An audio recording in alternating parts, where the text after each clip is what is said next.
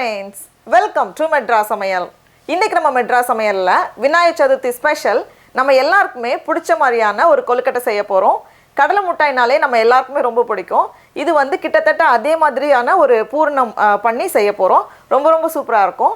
இது பண்றதுக்கு நான் இன்னைக்கு வந்து 100 கிராம் வேர்க்கடலை எடுத்துர்க்கேன். இது வந்து கிட்டத்தட்ட 1/4 கப் வரும். இத வந்து ஃபர்ஸ்ட் ஒரு panல மாத்திட்டு நம்ம வந்து நல்லா வறுத்து வச்சிரலாம். ஒருவேளை ஏற்கனவே வறுபட்ட கடலை எடுக்கிறீங்க அப்படினா நம்ம வந்து மறுபடியும் வறுக்க தேவையில்ல. நல்லா வறுபட்டாச்சு. இப்போ இத வந்து ஒரு பிளேட்ல மாத்தி வச்சிட்டு தோலை நீக்கிடலாம். இது நல்லா ஆறுனதுக்கு அப்புறமா ஒரு மிக்ஸி ஜார்ல மாத்திட்டு ரொம்ப நேரம் அரைச்சிட கூடாது. 4-5 வாட்டி பல்ஸ் மோட்ல கொடுத்தாலே போதும். ரொம்ப நேரம் அரைச்சிட்டோம் அப்படினா எண்ணெய் பிரிஞ்சிரும்.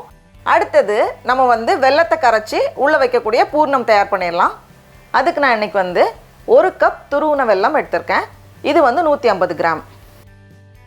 கூடவே கொஞ்சமா தண்ணி 1/4 கப்ல இருந்து 1/2 கப் போல தண்ணி சேர்த்துட்டு வெல்லம் கரையட்டும். இந்த மாதிரி வெல்லம் கரைஞ்சதும் இத வந்து வடிகட்டி வச்சிடலாம். இப்போ ஒரு panல 1 டீஸ்பூன் போல நெய் சேர்த்துக்கோங்க. நெய் உருகுனதும் இதுல 1 கப் துருவுன தேங்காய் எடுத்துர்க்கேன். அதை நம்ம சேர்த்துடலாம். தேங்காய் வந்து 1 நிமிஷம் போல இருக்கட்டும். இப்போ இந்த ஸ்டேஜ்ல நம்ம ஏற்கனவே ரெடி பண்ணி வச்சிருக்கோம்ல வெல்லப்பாகு, அதை வந்து சேர்த்துடலாம். வெல்லத்தில் வந்து தூசி அழுக்கு இருக்காது அப்படின்னு நீங்கள் நினச்சிங்கன்னா நம்ம டேரெக்டாக கூட வெல்லத்தை பவுட்ரு பண்ணி இந்த ஸ்டேஜில் நம்ம சேர்த்துக்கலாம். ஒரு 2 நிமிஷம் போல் கொதிக்கட்டும். இப்போது இந்த ஸ்டேஜில் நம்ம வந்து பவுட்ரு பண்ணி வச்சுருக்கோம்ல வேர்க்கடலை, அது எல்லாத்தையும் சேர்த்துடலாம். சேர்த்துட்டு நம்ம வந்து கலந்து விடுறப்பவே கொஞ்சம் கெட்டியாக வரும். ஒருவேளை வெல்லத்தை கரைக்கிறதுக்கு நம்ம நிறைய தண்ணி சேர்த்துட்டோம் அப்படின்னா கெட்டியாகிறதுக்கு கொஞ்சம் டைம் ஆகலாம். அதனால தான் வந்து ஃபஸ்ட்டே கம்மியாக சேர்த்தோம். இப்போ பார்க்குறப்போ பாருங்கள் எல்லாமே சேர்ந்து வந்திருக்கு. இந்த மாதிரி வரணும். அப்போ தான் வந்து நம்ம உள்ளே ஸ்டஃப் பண்ணும்போது கரெக்டாக இருக்கும்.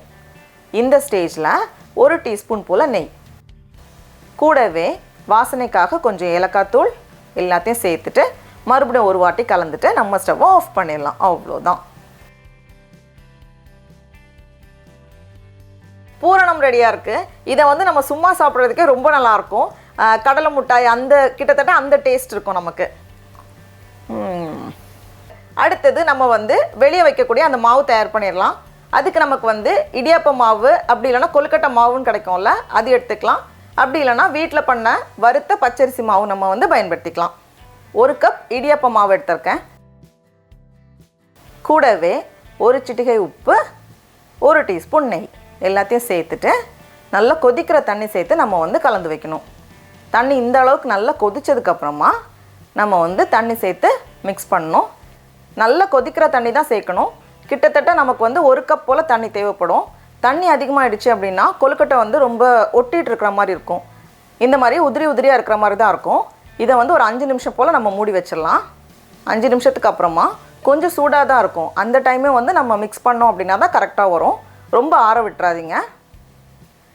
இந்த மாதிரி நம்ம நல்லா கலந்து வைக்கிறப்போ ரொம்ப சாஃப்டாக இல்லை, கையில் ஒட்டாது, இந்த மாதிரி வரணும்.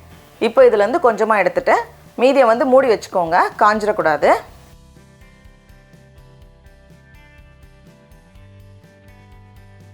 நான் வந்து ஒரு சின்ன துண்டு வாழை இலை எடுத்திருக்கேன். அப்படி இல்லைனா நம்ம வந்து பிளாஸ்டிக் பேப்பர் கூட கீழே விரிச்சிக்கலாம். லைட்டாக நெய் தடவிட்டு இதுலேருந்து வச்சுட்டு நம்ம அழுத்திடணும். ரொம்ப ஒல்லியாகவும் இருக்கக்கூடாது, அதனால ரொம்ப குண்டாக இருந்தாலும் நல்லா இருக்காது. இந்த சைஸ் வந்து கரெக்டாக இருக்கும். இப்போ இதுலேருந்து ஒரு பெரிய ஸ்பூன் எடுத்து வச்சுக்கோங்க. கொஞ்சம் ஸ்டஃபிங் நிறைய இருந்தால் தான் நல்லாயிருக்கும். அதனால ஒரு பெரிய ஸ்பூன் வச்சுட்டு இதை வந்து அப்படியே நம்ம மடிச்சிடலாம். மடிச்சுட்டு இந்த ஓரத்தை வந்து கொஞ்சம் டைட்டாக நம்ம வந்து அமுத்தி வைக்கணும். ஏதாவது விரிசல் இருந்துச்சுன்னா அந்த பூர்ணம் வந்து வெளியே வர வாய்ப்பு இருக்குது. அதனால் இந்த மாதிரி நல்லா அழுத்திட்டு இந்த ஓரத்தை வந்து நம்ம கத்தி வச்சு ட்ரிம் பண்ணாலும் ஓகே. கொஞ்சம் கூட ஸ்டைலாக இருக்கிறதுக்காக நான் வந்து இந்த மாதிரி ஒன்று எடுத்திருக்கேன். இதை வச்சு நம்ம அழுத்தும் போது கொஞ்சம் அந்த ஷேப் வந்து கொஞ்சம் வித்தியாசமாக இருக்கும். அதுக்காக தான் இதை வந்து இட்லி பாத்திரம் அப்படி இல்லைனா இந்த மாதிரி இருக்கும்ல, இதில் வந்து அடுக்கி வச்சிடுறேன். இட்லி குக்கரில் ஆவி வந்ததுக்கப்புறமா உள்ளே வச்சுக்கோங்க. கிட்டத்தட்ட 10 நிமிஷம் போல் ஆகும். இருக்கட்டும்.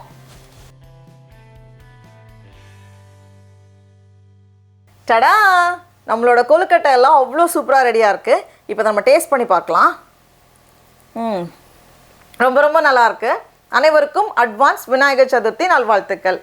விநாயகர் சதுர்த்தி வந்து புதன்கிழமை வரதுனால நம்ம வந்து புதன்கிழமை வீடியோ போட்டோம் அப்படின்னா யாராலும் செய்ய முடியாது.